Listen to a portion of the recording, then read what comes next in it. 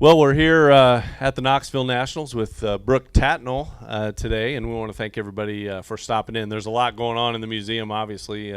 People signing autographs and with Sammy Swindell's tribute going as well. So we want to thank you for deciding to come in here, and we'll talk with Brooke Tatnell today on our Open Wheel 101 interview. And you got a special guest today, Brooke, as well. Yeah, I brought along my crew chief, because I occasionally get asked technical questions and I need someone to answer it, so I look intelligent. So I thought I'd bring the crew chief. This is my son, Garrett. And, he's down the pits with us every week working away on the race car. And I keep telling him crew chiefs get paid better than race car drivers, so be a crew chief. And he's got Troy Renfro's hat on. I like that. Yeah, a bit of a trader there, but, that's okay. He knows that Troy was my old crew chief back when I ran my own outlaw team, and then we went to the Casey's General Store car together to run the Outlaws, and the Rush Racing, which was our best operation that we've ever had and most successful. He was our crew chief with that team, so I get a lot of credit for having the track record here, but I've always said to him it's our record. So he was the crew chief on that car and the crew guys, and but I don't know. I maybe he's just buttering him up since he's a car owner now, and he's figuring, hey, if I wear their hat long enough, they'll put me in the race car. How long do you reckon you'll have that track record, Brooke? I mean, it's the way the track's been prepared and things like that. That was a special night. I think there were 27 guys under the old record, so I think the planets aligned that night, didn't they?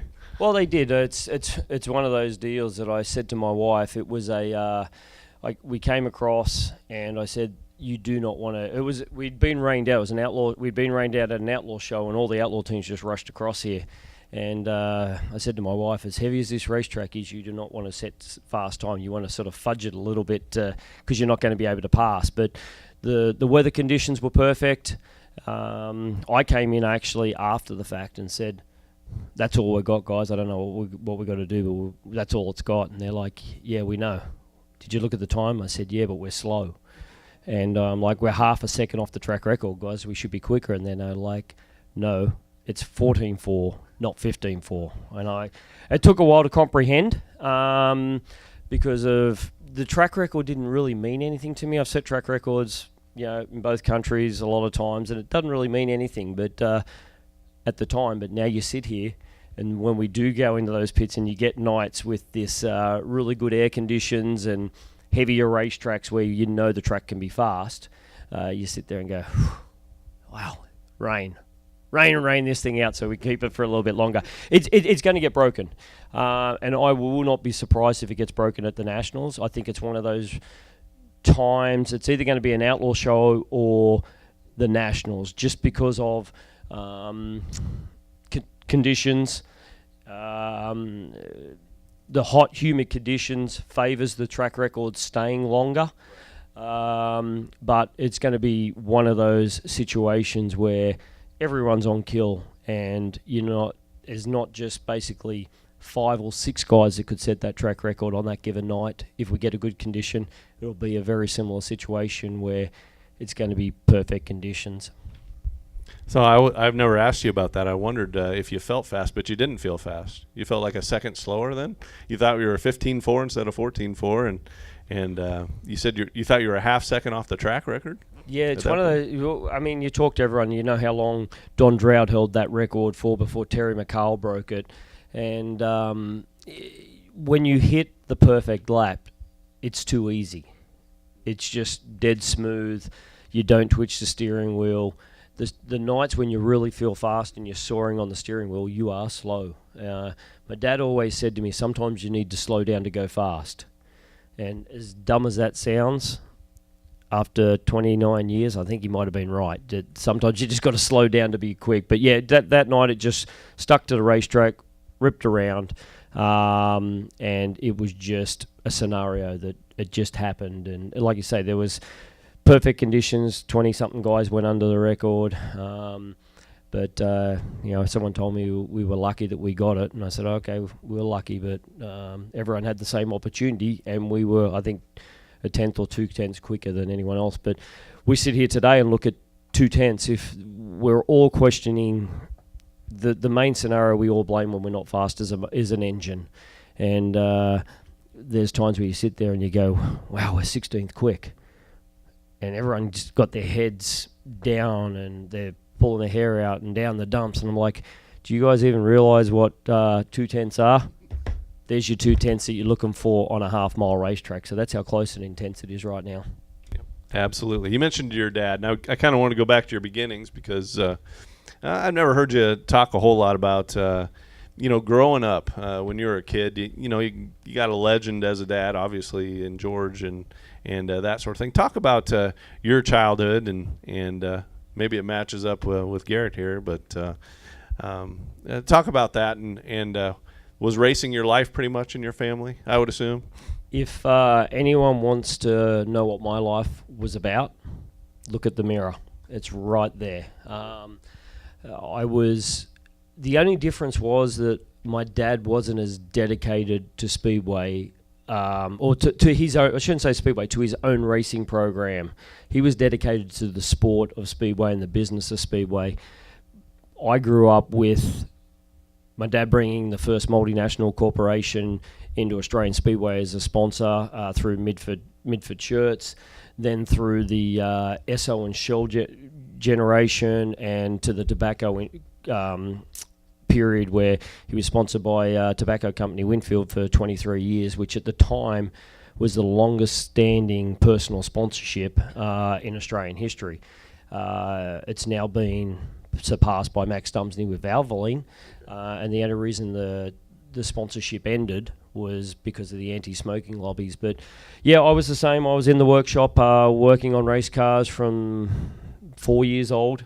I'd work in our gas station mechanical repair business, and by the end of the day they'd go and get an old drum that was a 44-gallon drum that was cut down to so high, about a foot high, filled up with gasoline, and the guys would strip me down, stand me in the bucket and take a wash rag and wash me off. I was that dirty, and I'm maybe a little bit smarter. I actually probably use Simple Green on him, but rather than the gasoline. But no, it was my dad was a legend of the sport, an innovator. He was the first one in Australia to ever wear a full face helmet.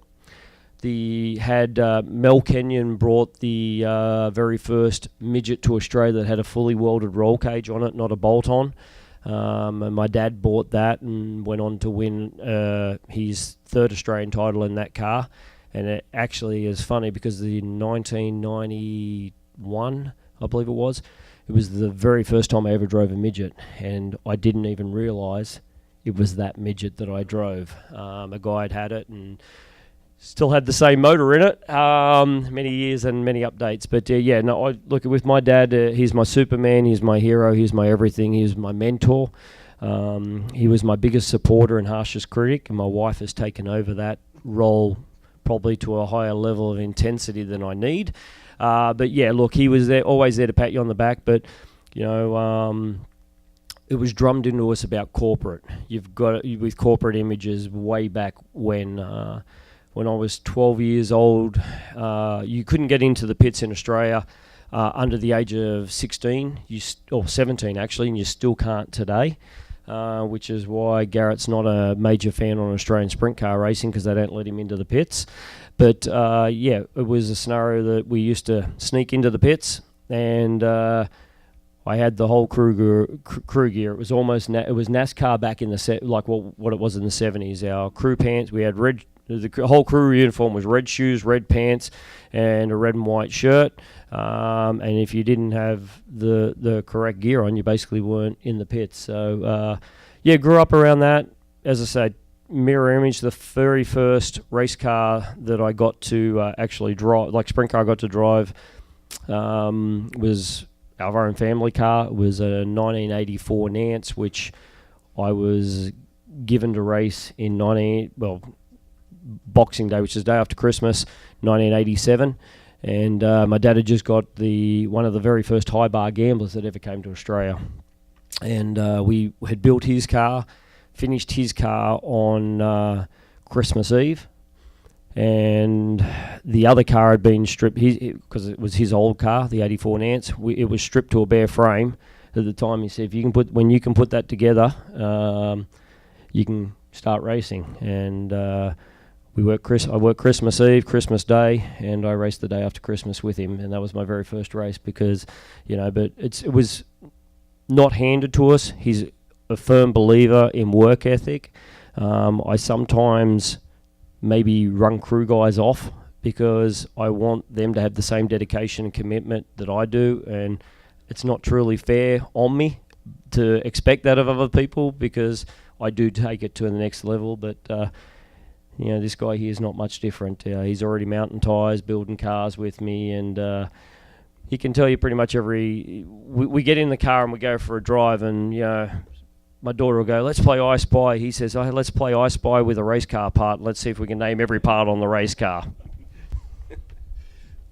Yeah, we talked with Bobby Allen not too long ago, and Wayne Johnson, and that's a chord that strikes familiar with all of them. Is the best drivers are also the best mechanics, the guys who know the ins and out of the car. And I think it's a little bit of a lost art with some of the drivers we have today, where they just get in the car and drive, which would be the boat I was in. But if you can know the ins and outs of your car, it's such an advantage, isn't it? When you get out on the track, you know what's happening with the car and those sorts of things. It's a two-way street. It's definitely an advantage, but it's been something that's actually come back to bite me in the butt. Because what happens now is that when the economy took a turn and things got a lot tougher, everyone turns around and goes, well, we can hire Brooke because he can crew chief his own race car. We don't have to have a crew chief. Because I've done a lot of it over the years, and so it sometimes comes back to bite you in the butt. But I believe that if you want to drive it, you've got to understand it. And then that way, it definitely helps with a driver-crew chief relationship. I'll sit here and talk about Troy Renfro a lot. Troy and I have a great relationship. Back in the day, look, let's face it, he was a bastard. No, my crew guys turned around and all offered, and they said, hey, if we all chip in, can we buy him an airline ticket and ship him home and get someone else? And he's not the gentle teddy bear he is now. He's not. Two kids changed him. And right. But the one thing is he'll always relate back to is the feedback that I could give him. And I'm a firm believer, if you understand the race car, you're more than likely going to blame yourself for what went wrong on the racetrack than blaming a race car. And that definitely helps with being faster. But, look, Hod was a guy that probably just jumped in and drove, and there's nothing wrong with that. There's a lot of guys in that category, but I think you've definitely got to understand the ins and outs. Like, to me, my heroes were my dad, Sleepy Trip, Doug Wolfgang, Sammy Swindell. A lot of people don't realise that Sammy had a lot of influence in getting me into the Casey's General Store car ride on the Outlaw deal.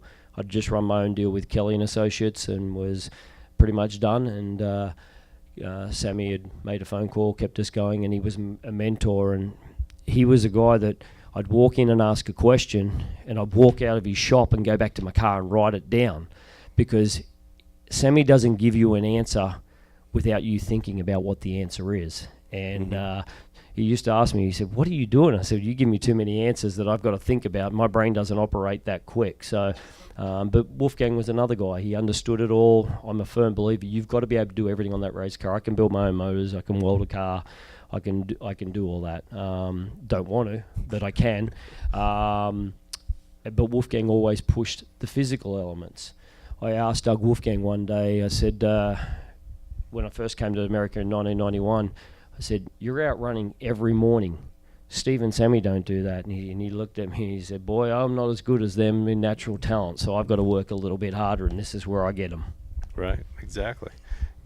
So when you did first start on that boxing day, did you race locally for a while before you traveled around Australia? But I'm guessing it didn't take you long to start traveling the series, or what happened? The very first year, as I say, Boxing Day is halfway through our season, and it was one of our biggest international events. Was my first race meeting. I had previously had 2 mechanics races, which we used to do at the end of the year. They used to let you put a crew guy in for a mechanics race. And that was exciting. The very first time I drove, I sat on a phone book and a pillow to see over the dashboard. And I was so fast that my dad was running on the infield on foot, and he's telling me the gas pedal was on the right-hand side. So that was at 13. What people don't like, Jeff Gordon actually came to Australia and they fudged a birth certificate to allow him to race in the World Championships or the World Cup in Claremont. And after that, my dad and Mike Raymond, who is the Chris Economaki of Australia, got some politicians and went and fought to get the legal government age dropped from driving a sprint car. To race or drive a four-wheel vehicle in a motor racing event, you used to have to be 18. To race a two-wheel vehicle, you only had to be 16. So they got the law dropped. So all these 16-year-old kids that are getting to race in Australia right now owe my dad, Mike Raymond, and a consortium of people a lot of thanks to get that happen. But and Jeff Gordon a little bit, probably. Well, yeah. I think it's still always denied that the birth certificate was fudged, but when your age matches up, look, we raced locally for that first half of the year, and we were very fortunate enough that I think it was our third or fourth official race meeting. I won my very first feature race, and it's something that I'm pretty proud of, because there's not many guys that can say we're rolling into this year. No, this Christmas will be my 30th year of driving sprint cars, and we've been fortunate enough to win a feature race so far every year that we've started for 29 years, and it's something that I'm pretty proud of, because it's a record that was brought to my attention because Danny Smith's done it for 40 years. Davy Brown Sr.'s done it as a crew chief for 65 years. Now, I'm not that stupid. I'm not even going to attempt to go that far, but it's just something that it's pretty proud of. Yeah, that's amazing. Now, when did you win your first World Series title? What did they call it back then? Was it still World Series? It was the Winfield ASCS Championship is when it started, which is our World of Outlaws. It was started up with five people. My dad, Gary Rush, John Sidney, there was a couple other people. They all threw in $1,000 to get this series started. So it had Winfield Tobacco sponsorship backing. The first 2 years that my dad won the series, and then I believe it was the third year of the series that I got to go on the road and start to chase the championship. And I think it was, it must have been about my third season, I think, of chasing the championship that I got to win the championship, third or fourth season. So we've been pretty lucky since then. We've had a few more wins on the board. I think you got 9 now? 9 of those championships? Got 9 championships. Gary Rush has 10 Australian sprint car championships, and I don't think that'll ever get broke. Mm-hmm. Peter Brock, Australia's greatest. Tell the folks what the Australian Championship is, because that's different. The Australian Championship is basically a one-off event. It's your Knoxville Nationals. A lot of people say the Knoxville Nationals is the Warrnambool Classic, which it probably is, because it's our biggest international event. The Australian title is restricted to Australian citizen residents, and with that, so it's probably the King's Royal. It's probably the King's Royal, but namesake-wise, it's the most prestigious event that guys of my generation previous looked at. Like, a lot of these young guys sit there and go, Australian title's nothing. But when you look at the history of what guys have won the title, people look at it today that the Classic is be all and end all.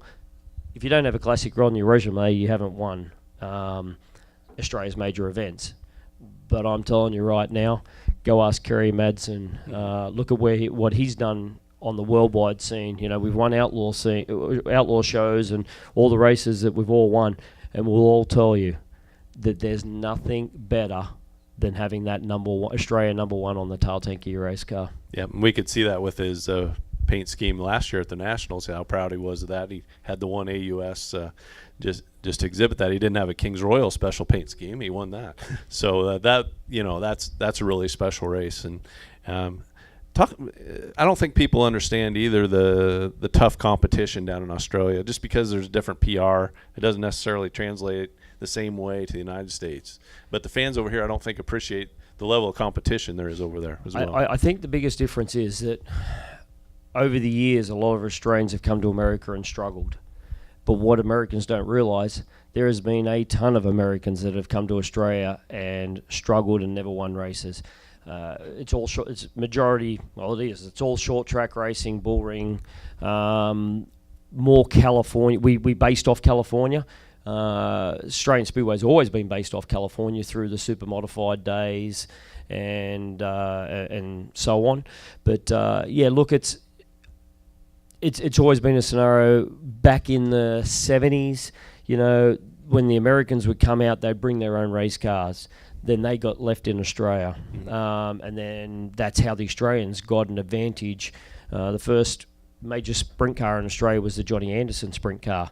And Gary Rush bought that, and that made Gary Rush the king of our sport. Was that a Trossel, or was that remember? Was that one of Bob's cars? Bob Blackwell owns it right now, he but talks it's about just, leaving a lot of his. No, that one wasn't, I don't believe. Okay. But it's always just been known as the Anderson Sprint Car, Okay. and it's just been restored back to its original colour scheme and everything else after probably 15 years, and it was just actually brought out the Australian Sprint Car Championships, and it's pretty neat when you look at that.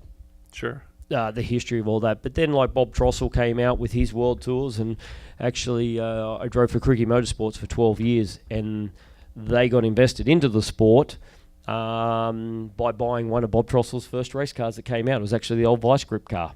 So there's a lot of history with Americans coming out, going back. I mean, Australia was super fortunate. At one time we had on the American team, we did a lot of teams racing where all four cars are painted identical, and I wish it's something that we would go back to and do a special scheme. It's like the Nationals old race estates race. It was just something a little extra for the crowd, but I mean, one year it was Larry Burton, Steve Kinzer, Doug Wolfgang, and I believe Mike Brooks. But the racing is definitely tough over there. It's just a different type of racing. It's a little bit, we go from rough racing over there to you've got to come here and learn to be very, very smooth, and that's why a lot of people that, even Californian guys, they struggle coming to Knoxville. This place is a very difficult racetrack to learn to drive and to hit consistent laps here. Guys have Donny Schatz came. First year Donny Schatz came to Australia, he won 6 of the first 6 rounds of the World Series Championship. Things didn't pan out their way, and he didn't win the World Series Championship. Darren Pittman, there's probably been 10 to 15 Americans compete for the World Series Championship. Through Jack Hewitt was probably the first to do the whole championship.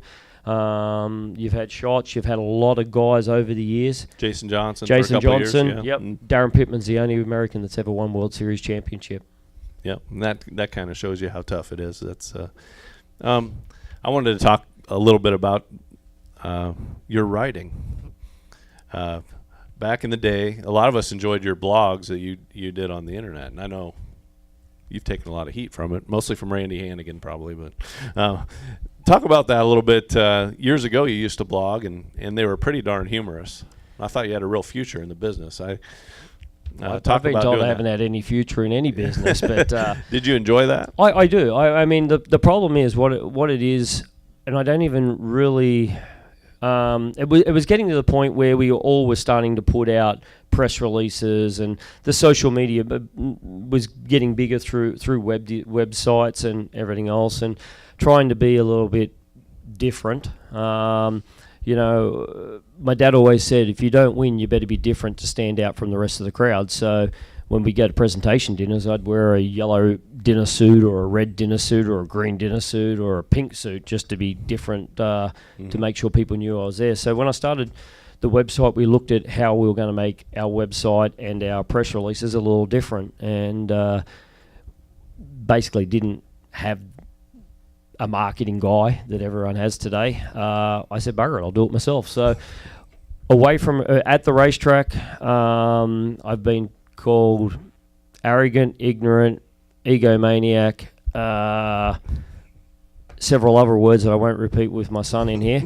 But it's because I'm focused at a racetrack. And different people got to see a different side of me when I folded our own race team and I went and drove for Cricky Motorsports.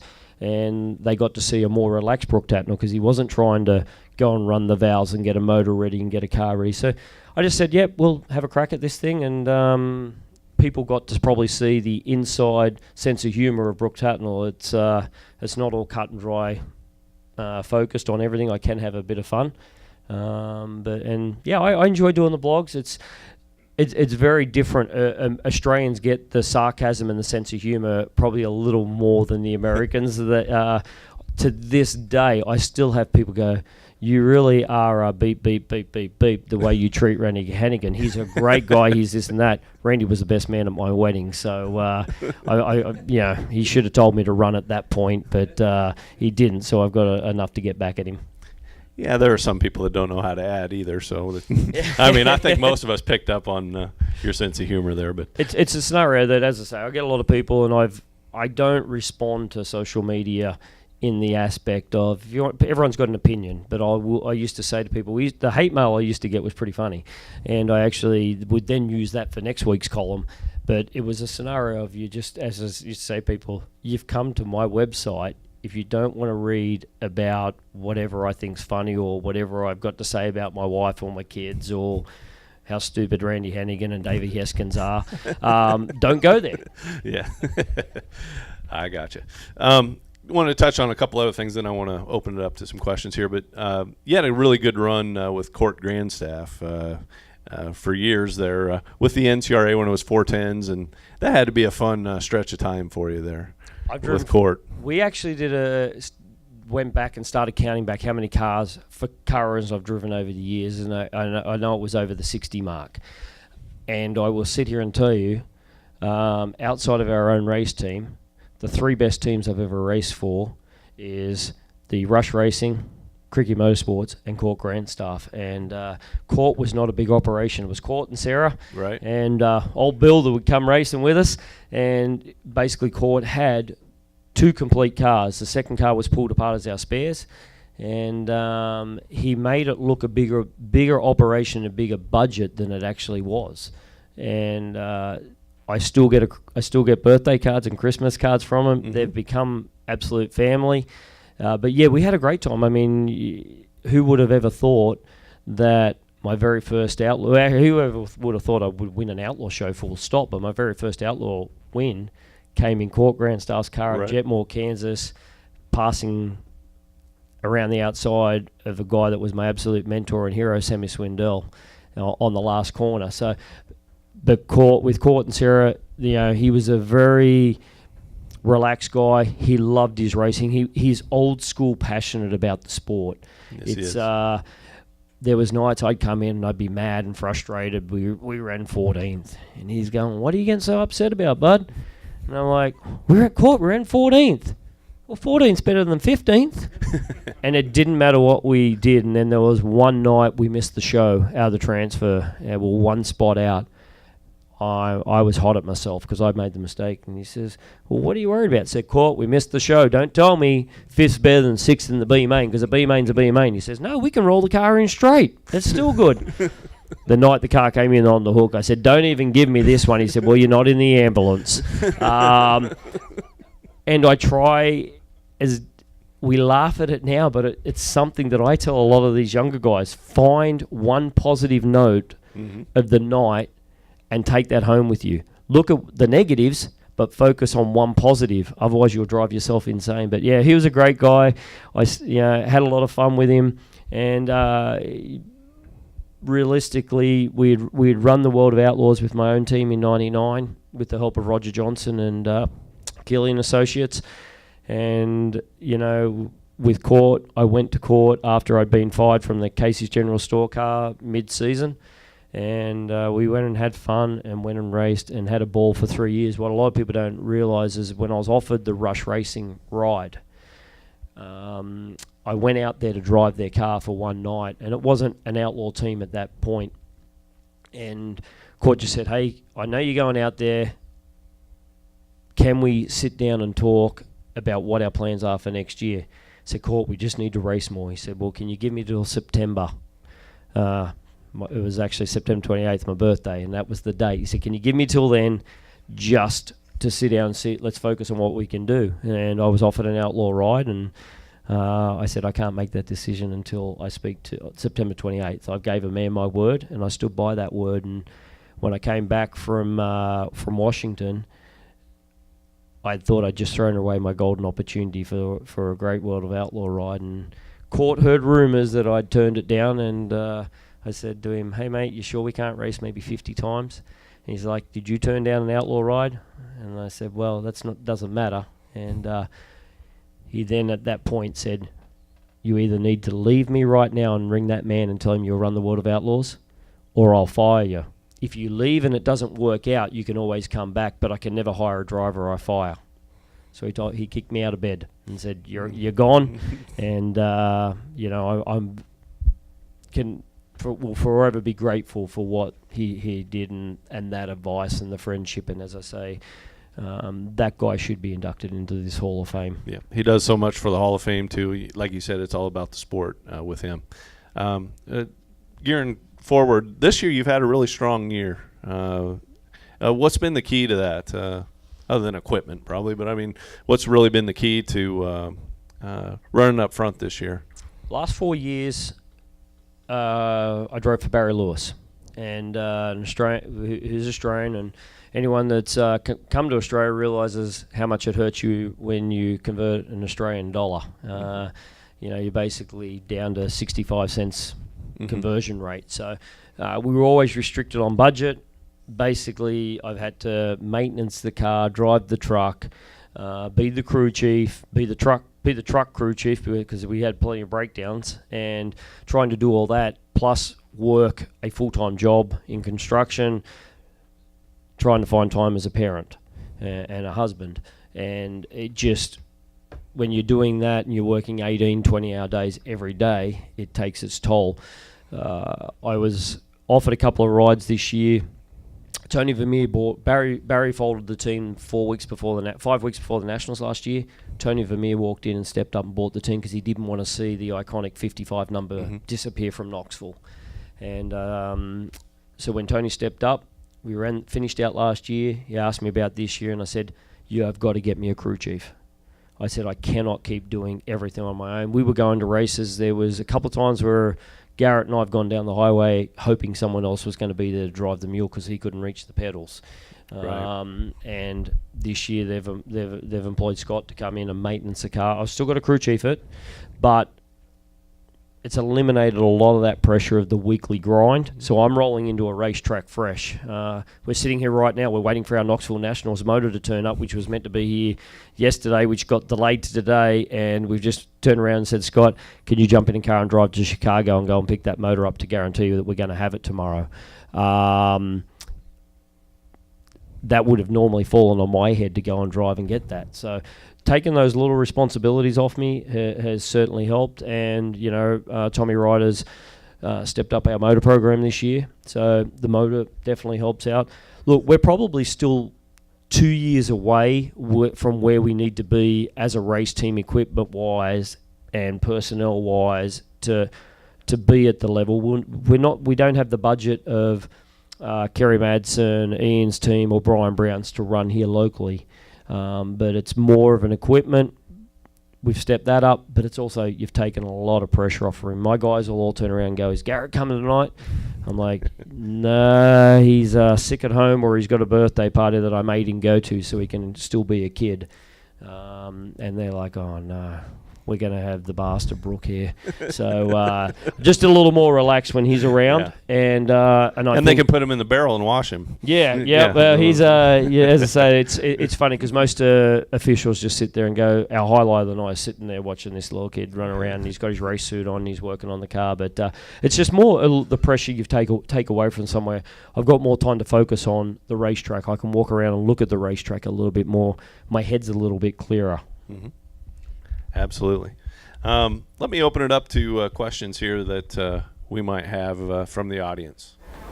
It's not a question, but more of a statement.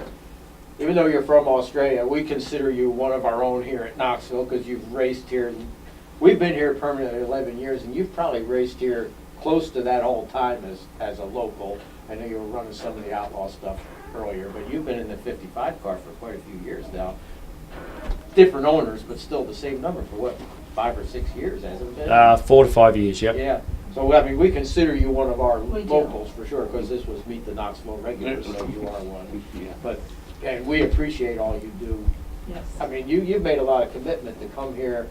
Like I say, the last few years, you were taking a lot. You were still here every week, and you put a good, consistent car on the track. So your statement is I'm pig-headed, ignorant, and I'm actually stupid. No, we appreciate it. The one thing about you go to a lot of places racing locally. My local track will always be Parramatta City Raceway, which is now Valvoline Raceway. Call it what you will, it'll always be Parramatta City Raceway PCR. But yeah, no, we've been very fortunate, and to have people accept us. What a misconception has always been is how many years we've run here for points, and it's only since I've been in the 55 car we've ever raced here for points outside of 1994 when I drove for Larry Cahill here. But no, I mean it's an honour to be here, and an honour to have an opportunity to be a part of the history of Knoxville. And it's quite a drive down here from Wisconsin. You come from Wisconsin. That's quite a drive every week. Minnesota, it's a 5-hour drive. In previous, I go a bit further than Davey. We're not giving him that much credit. Forest Lake, Minnesota. Yeah, there's been times where, like last year, it was a really tough grind because there was times where we didn't have the budget and the fuel money to drive the truck back to Minnesota. So the truck would stay down here in Newton, and we would work on it on Sundays. I would drive home Sunday night, get home at about 11, go to work all week, leave probably home at 6 o'clock or 5 o'clock on Saturday morning to come back and finish off and load up. Now it's, as I said, the pressure's been taken off me. I leave home at Garrett and I usually leave about 9 o'clock in the morning, get down here. It's a 5-hour drive, and then we race and try to stay around as long as we can, sign autographs, and usually drive home. We get home at about 5:30 in the morning, and then off we go again. There you go. We had one in the back here. What would be your favorite track that you raced in Ohio, Eldora aside, or some of your other favorite tracks, or your favorite track in Ohio? I don't believe in favourite racetracks, and there's a reason being that all race car drivers are psychological idiots. So if you have a favourite racetrack and you go there and you struggle, the next night you're going to your worst racetrack. You're already mentally beat before you get there. But where I had a lot of fun, Attica. 1992, we brought our truck from Australia, shipped it over here with all our equipment, and based out of Shirley Keir's race shop. Lived up in the loft upstairs, and we based out of Attica. But that's more of a easier racetrack for Australians to adapt to. But I hated Fremont. It was like a bowling. It's different today, but it was like a bowling alley. If I was going to pick a worst racetrack that I ever struggled at, that was it. Other questions? Do you, and it's kind of hard to say because family is always important. It seems like 99% of the race car drivers. Back in the day when you've done the outlaw, and obviously we know how that it's the travel is just. Do you like back in the day? Did you like that, or do you like this having a kind of a sole base track that you compete at every week? Can you afford miss that part of traveling all over? And Can you find me a sponsor to put me back on the road? We had a great time. It was a highlight of my life being out on the road. I will race 24 hours a day, 7 days a week. I love it. I love being on the road. I make a lot of sacrifices financially in different aspects that a lot of drivers wouldn't, because I want my family with me. And if it's been proven time and time again, you can homeschool kids on the road. I'd probably have to find someone to homeschool them because I'm not smart enough to do it. But no, I do miss being out on the road. I love being home. I miss that's part of the reason when I go back to Australia and I get to travel to different racetracks. You're at different racetracks all the time. You've got to expand out of being at one racetrack. Otherwise, you get stuck in a channel and a rut, and you don't deviate from what you do each week. And that's when you start to get beat. You know, most local guys used to be so good on their game. Then the Outlaws would come in, and every local team struggled because we all thought we were fast. But now what helps us out is with Kerry, Ian, and Brownie doing as much racing against the Outlaws. Their program is at a level here. So that's what we've got to judge off. So it's not quite a shock of reality once the Outlaws come in. All right, I think we're running out of time here, I'm told. So we want to thank you again for coming in and visiting with us, Brooke. And we wish you the best of luck this week. No, we appreciate it, and appreciate everyone coming in and enjoying. I know you're all here to see Sammy's stuff, and they just got lost and came in here to fill up a seat because they needed the air conditioning. But no, we appreciate you being here.